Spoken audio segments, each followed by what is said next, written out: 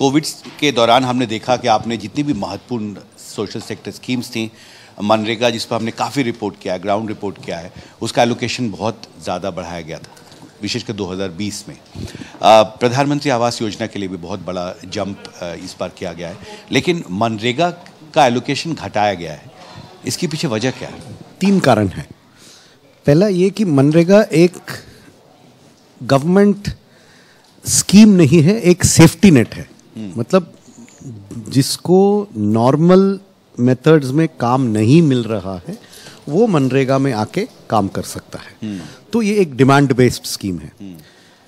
जो level of demand 2020 में था वो 21 में नहीं था, जो 21 में नहीं था वो 22 में नहीं है। और अब इकोनॉमी के ग्रोथ का रफ्तार बढ़ रहा है। एक दूसरा, alternative schemes in rural areas जैसे आवास योजना, जल जीवन मिशन, ये भी एम्प्लॉयमेंट जनरेटिंग स्कीम्स है। ये सब डिसेंट्रलाइज्ड कैपिटल एक्सपेंडिचर स्कीम्स हैं जहां अनस्किल्ड लेबर लोकली यूज होता है।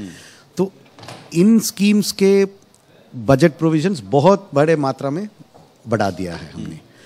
तो इस वजह से भी डिमांड का रिडक्शन होने का संभावना है। तो we estimate that the actual level of genuine demand for मनरेगा is likely to decline in the coming year. ये एक बात।